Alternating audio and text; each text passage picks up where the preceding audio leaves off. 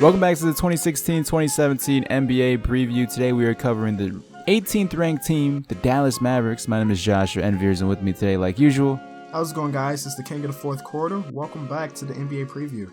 So the Dallas Mavericks, a very, very under the radar team last season. We, in the NBA preview, had them at 15 making the playoffs last season in this series, and a lot of people killed me. There's like, how is this Dallas Mavericks team making the playoffs? And they even outperformed my expectations. I had this team last season being an 8th to 7th seed, and they were the 6th seed in the Western Conference, so that was a very, very good surprise. Yeah, I'm pretty sure they surprised the league, and most of that's credited to Dirk just pretty much having such a great season. Even in his old age, the guy played amazing. His numbers went up from the previous year, not by much, but if you watch that team play, you watch how fluent he looked. He just looked so good at 37, 38 years old. It's incredible that he can still play to that caliber, and they won a bunch of games because of that. Yeah, above 500 teams proved a lot of people wrong last season. Except for me, because I had them in the playoffs and everything. But unfortunately, this season might not be that good this season. Last season, however, they did have a nice little trifecta of point guards and Darren Williams, JJ Barea, Raymond Felton, and Devin Harris. Now that Raymond Felton's gone, it's going to be interesting to see if JJ Barea is able to step it up along with Devin Harris. Wesley Matthews has a full year now under his belt with the Dallas Mavericks. The Achilles thing, hopefully it's in the past, and hopefully he's able to play 82 games. Mm-hmm. Interesting team moving forward. So let's move on to the offseason moves of this Dallas Mavericks team to see how they try to improve. They acquired Harrison Barnes, Andrew Bogut, Seth Curry, Quincy Acey, lost Chandler Parsons, favorite acquisition of this offseason, losing Chandler Parsons. Lost Zaza Pachulia, unfortunately, Raymond Felton, Jeremy Evans, finally, and David Lee, while they drafted A.J. Hammond at number 46. Well, the big thing for them, at least, is acquiring Harrison Barnes to that big contract. I'm guessing they're expecting a bunch from him. But their offseason was pretty blah besides that. You think so? Andrew Bogut, so. Not a better center than Zaza, even though Zaza, he had a resurgence, was useful for a good majority of the season, almost was an all-star. I think in the system that Dallas plays, any center is going to look good. And I'm about it. That means Chandler, Andrew Bogut's just going to look like a stud then. Yeah, I guess so. On paper, he should. Whoever you pair Dirk with, it's just going to have, they're just going to have a good season. That's just what it seems like through the history. And Bogut is a great player. Or not a great player. He's a pretty good player. And I think he'll have a good season if he can stay healthy. But other than that, the offseason was just pretty nothing. Nothing?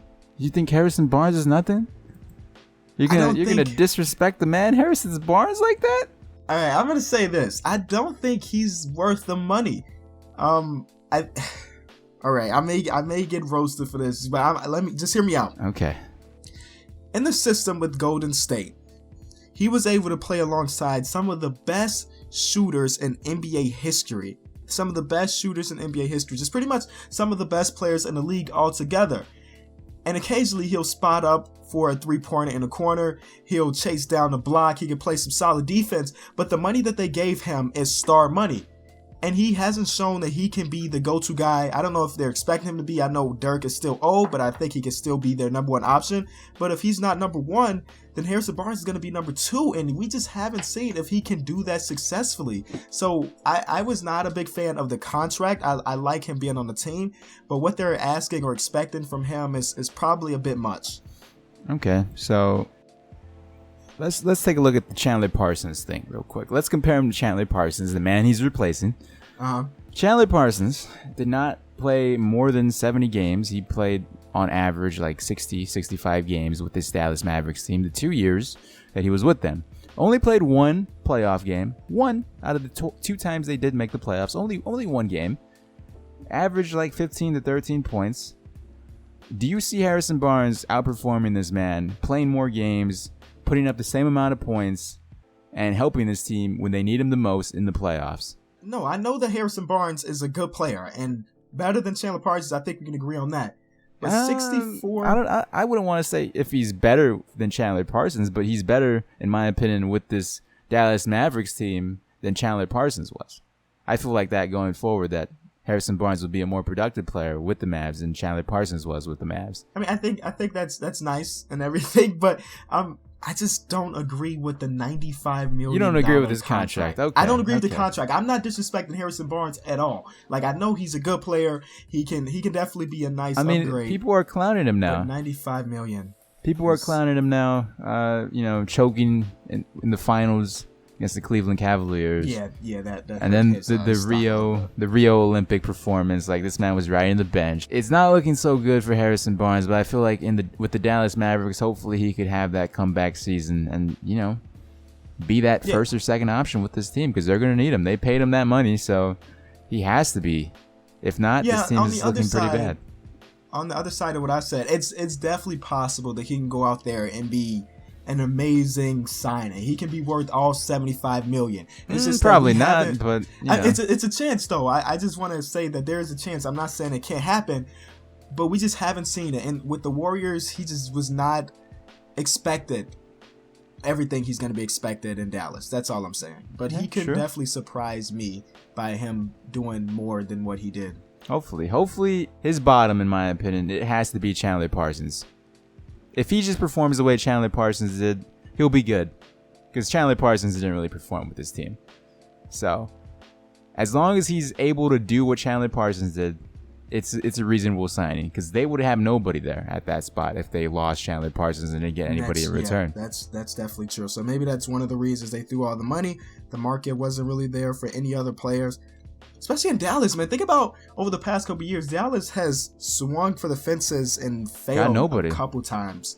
This year was Hassan and Mike Conley. Last year, DeAndre Jordan. That whole fiasco, they have swung for the fences a bunch. And Dwight Howard a few years ago. Oh, yeah.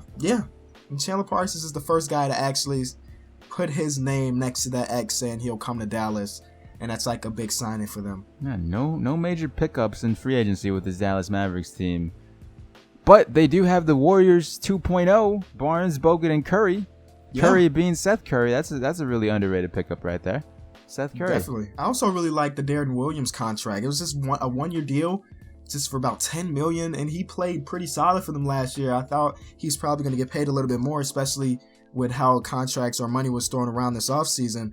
But he stayed for just a one-year deal, about $10 million, and that was a very underrated re-signing. Yeah, a lot of interesting stories with the players they acquired, with the players they lost. So I guess we can move on to the rotation now and take a look at this overview of this Dallas Mavericks team. So their 2016 projections: Darren Williams, Wesley Matthews, Harrison Barnes, Dirk Nowitzki, and Andrew Bogut. That's a solid starting lineup, but then the bench gets a little iffy. JJ Barea, Seth Curry, Justin Anderson, Dwight Powell, and I can't even begin to pronounce this man's name. Majiri, I'll just say his last name. As you mentioned, the starting lineup looks really good. Just hoping that Dirk can play to the way he was last year. As we mentioned, the Darren Williams signing was really good. The bench does look kind of iffy there. I bet they're hoping that Justin Anderson has a great season. And I can see that actually happening, coming off the bench behind those guys. So, I mean, the team looks good, but not great. Yeah, this team is going to be a middle-of-the-pack team. I feel like they're going to be missing the playoffs, and I feel like we could jump right into the projections if we have nothing else to say about this rotation. Let's do it. So looking at the projections for this Dallas Mavericks team won 42 games last season and lost 40. Over-exceeded expectations for a lot of people. Over-under, where do you see this team being this season?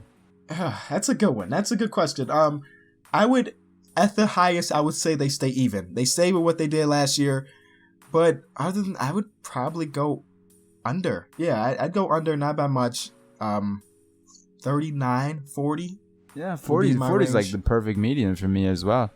I mean, they lost Raymond Felton, and although Raymond Felton isn't really that, he's not a primetime player. He was really good offensively for this team, and he had some good playoff moments. So, Zaza as well. It's a very interesting predicament that the Dallas Mavericks are in, and they could be fighting for that 8th seed just like they were last season. But I'm gonna have to say the Dallas Mavericks will not be making the playoffs this upcoming season. But I really do hope they prove me wrong. Like I hope all these teams prove me wrong and show that they're a playoff team, because I have faith in Rick Carlisle and Dirk Nowitzki. They're a nice little tandem there. So I feel like this team for sure is able to win 40 wins, maybe 42. We'll see. So with that said, this is our projection for this Dallas Mavericks team. Do you agree? Do you disagree with this? Let us know in the comment section below. If you enjoyed the video, leave a like on it and share it on any social media. It really helps the series grow, considering we do spend a lot of time and effort on the graphics and the editing, so it'd be great.